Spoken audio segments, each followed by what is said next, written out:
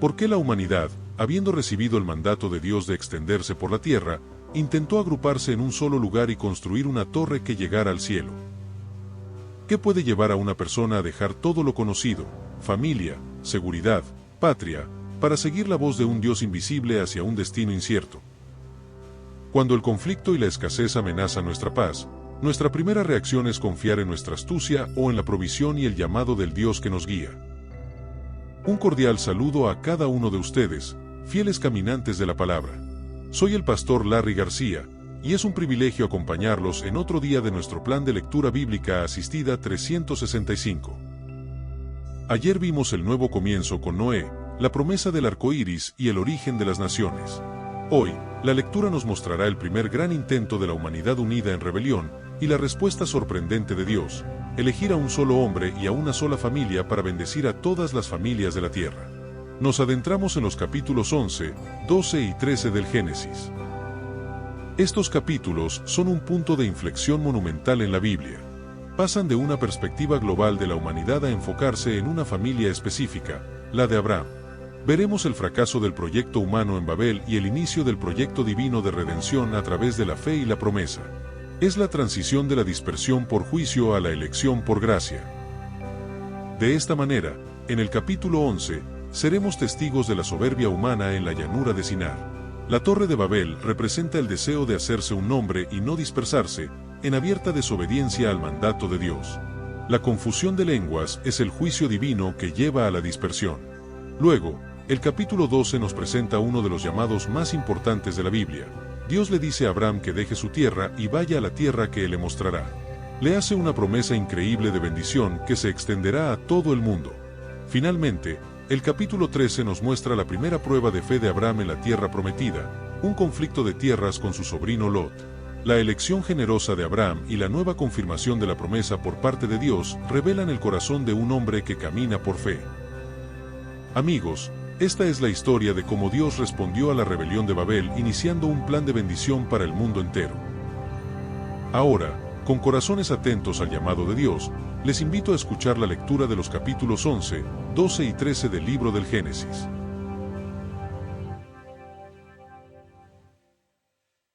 Génesis 11. La Torre de Babel. Tenía entonces toda la tierra una sola lengua y unas mismas palabras. Y aconteció que cuando salieron de oriente, hallaron una llanura en la tierra de Sinar, y se establecieron allí. Y se dijeron unos a otros: Vamos, hagamos ladrillo y cosámoslo con fuego. Y les sirvió el ladrillo en lugar de piedra, y el asfalto en lugar de mezcla.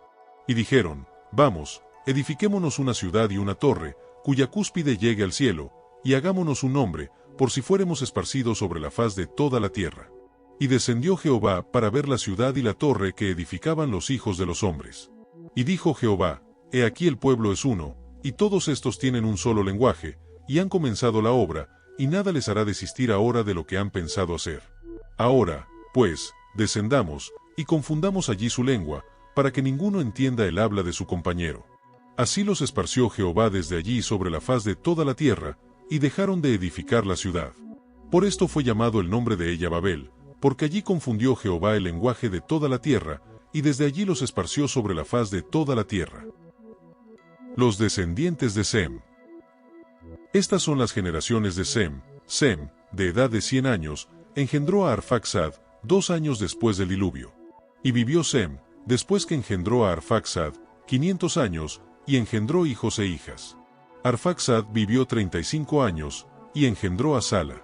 Y vivió Arfaxad, después que engendró a Sala, 403 años, y engendró hijos e hijas. Sala vivió 30 años, y engendró a Heber. Y vivió Sala, después que engendró a Heber, 403 años, y engendró hijos e hijas. Heber vivió 34 años, y engendró a Peleg.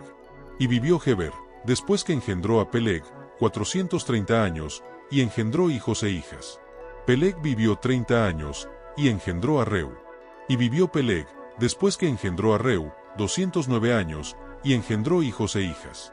Reu vivió 32 años, y engendró a Serug.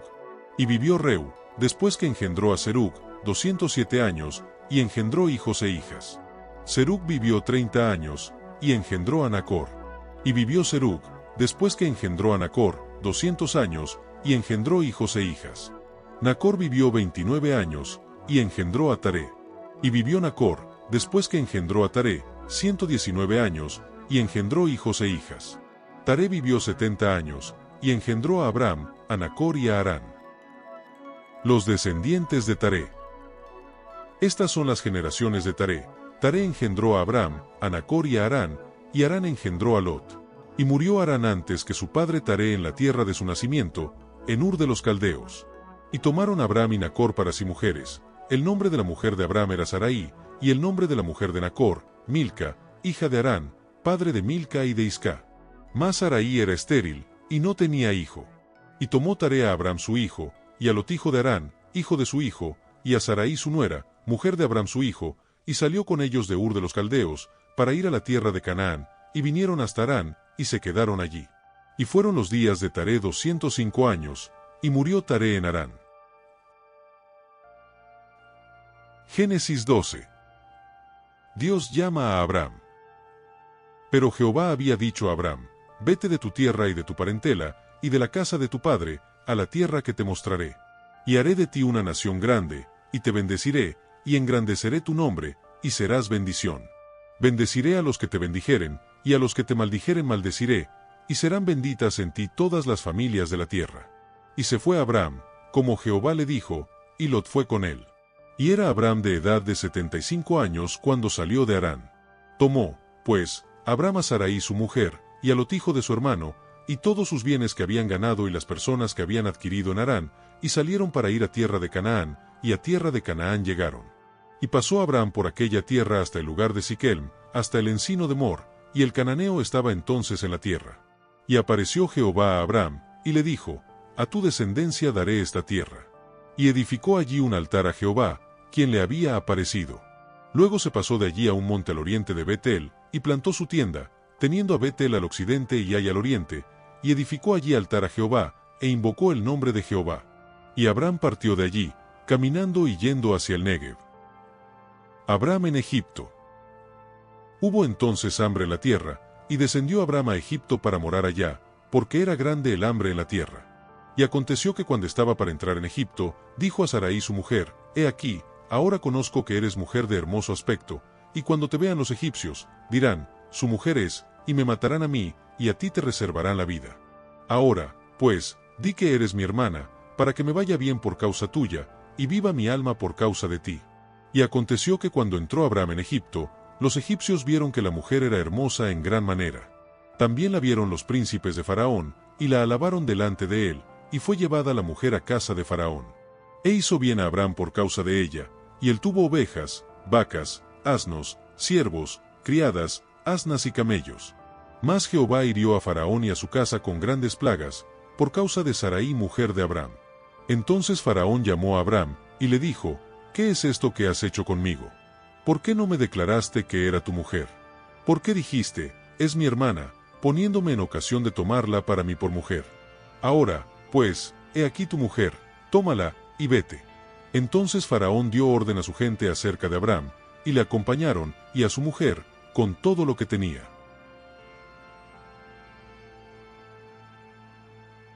Génesis 13. Abram y Lot se separan.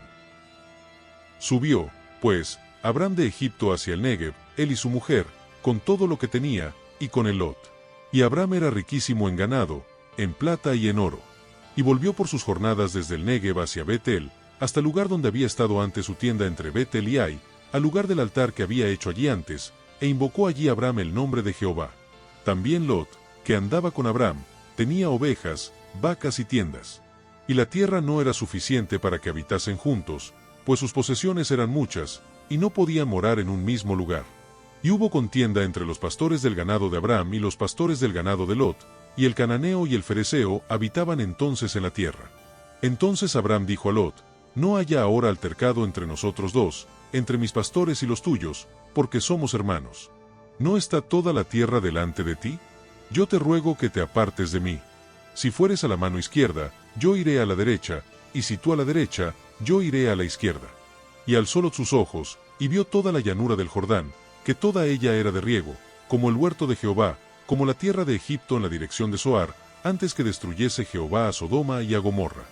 Entonces Lot escogió para sí toda la llanura del Jordán, y se fue Lot hacia el oriente, y se apartaron el uno del otro. Abram acampó en la tierra de Canaán, en tanto que Lot habitó en las ciudades de la llanura, y fue poniendo sus tiendas hasta Sodoma. Mas los hombres de Sodoma eran malos y pecadores contra Jehová en gran manera. Y Jehová dijo a Abram, después que Lot se apartó de él, alza ahora tus ojos, y mira desde el lugar donde estás hacia el norte y el sur, y al oriente y al occidente. Porque toda la tierra que ves, la daré a ti y a tu descendencia para siempre. Y haré tu descendencia como el polvo de la tierra, que si alguno puede contar el polvo de la tierra, también tu descendencia será contada. Levántate, ve por la tierra a lo largo de ella y a su ancho, porque a ti la daré. Abram, pues, removiendo su tienda, vino y moró en el encinar de Mamré, que está en Hebrón, y edificó allí altar a Jehová.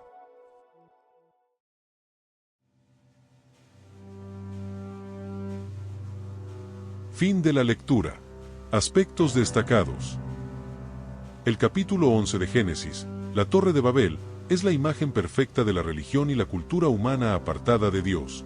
Su lema, hagámonos un nombre, es la antítesis de vivir para la gloria de Dios. Querían unidad, pero una unidad centrada en su propio logro y fama, no en Dios. La confusión de lenguas no fue un capricho, fue un acto de misericordia judicial que frenó su ambición colectiva destructiva y los obligó a cumplir el mandato de llenar la tierra. Babel nos muestra que todos nuestros proyectos para alcanzar el cielo por nuestro propio esfuerzo están condenados al fracaso y a la fragmentación. El capítulo 12 es la respuesta de Dios a Babel. En lugar de un proyecto humano masivo para hacerse un hombre, Dios llama a un hombre, Abram, y le promete, yo haré de ti una nación grande, y te bendeciré, y engrandeceré tu nombre. La fama y la bendición ya no son algo que el hombre consigue, son un don que Dios da por gracia. La promesa a Abraham tiene un alcance cósmico, serán benditas en ti todas las familias de la tierra. Aquí, en la llamada de Abraham, nace el Evangelio. Dios se propone bendecir a un mundo maldecido a través de la simiente de un hombre de fe. Este es el hilo rojo que recorrerá toda la Biblia, hasta llegar a Jesucristo, la simiente definitiva de Abraham, en quien todas las naciones son bendecidas. El capítulo 13 nos muestra la fe de Abraham en acción. Al ceder el primer derecho de elección a Lot, Abraham demuestra que confía en la promesa de Dios más que en la ventaja estratégica. Lot elige con vista humana, la bien regada llanura del Jordán, mientras que Abraham elige con fe, confiando en que Dios le dará la tierra que él quiera. Inmediatamente después de esta demostración de fe y desprendimiento, Dios le reconfirma y amplía la promesa, toda la tierra que ves, la daré a ti y a tu simiente para siempre. La fe que se suelta de lo visible es recompensada con una confirmación más clara de lo invisible. Juntos, estos capítulos trazan el camino de la redención, del esfuerzo humano fallido, Babel, a la iniciativa divina de gracia, el llamado Abraham, de la búsqueda de un nombre propio a la recepción de un nombre dado por Dios, de la dispersión por el juicio a la bendición destinada a todas las naciones. Nos enseñan que el plan de Dios no avanza a través de la fuerza colectiva del hombre, sino a través de la fe obediente de personas específicas a las que Él llama. El pastor y autor Tim Keller dijo, en Babel, la gente dijo, hagámonos un nombre, no sea que nos dispersemos. En Abraham, Dios dijo, haré tu nombre grande, y serás una bendición para todas las naciones. Un nombre hecho por el hombre lleva a la dispersión. Un nombre dado por Dios lleva a una bendición para el mundo. Esta cita capta brillantemente el contraste. Nos desafía a examinar nuestras motivaciones. ¿Estamos construyendo nuestro propio nombre y nuestro pequeño reino, o estamos confiando en que Dios cumplirá sus promesas a través de nosotros para la bendición de los demás? Ahora, llevemos esta verdad del llamado y la fe a nuestro caminar diario. ¿En qué áreas de mi vida puedo estar construyendo mi propia Torre de Babel, buscando seguridad, identidad o significado en mis logros, mi carrera o mi reputación, en lugar de en el nombre que Dios me da por gracia? Dios llamó a Abraham a salir de su zona de confort hacia lo desconocido. ¿Hay algún salida o paso de fe al que Dios me esté llamando en este momento, que requiera que suelte algo seguro para obedecerle y confiar en su promesa? Ante un conflicto o una decisión donde mis intereses parecen estar en juego, mi reacción natural se parece más a la de Lot, que elige según lo que ve y lo que le conviene, o a la de Abraham, que elige confiando en que la provisión de Dios es mejor que cualquier ventaja que pueda tomar por mí mismo. Gracias por su compañía en este nuevo día del plan. Que la fe de Abraham nos inspire a confiar más en las promesas del Dios que llama, que en la seguridad de lo que ya conocemos. No olviden suscribirse a nuestro canal de YouTube para continuar este viaje. Los invito a compartir en los comentarios con cuál personaje se identificó más hoy, con los constructores de Babel, con el obediente Abraham o con el pragmático Lot. Saludos y bendiciones les desea su servidor, el pastor Larry García.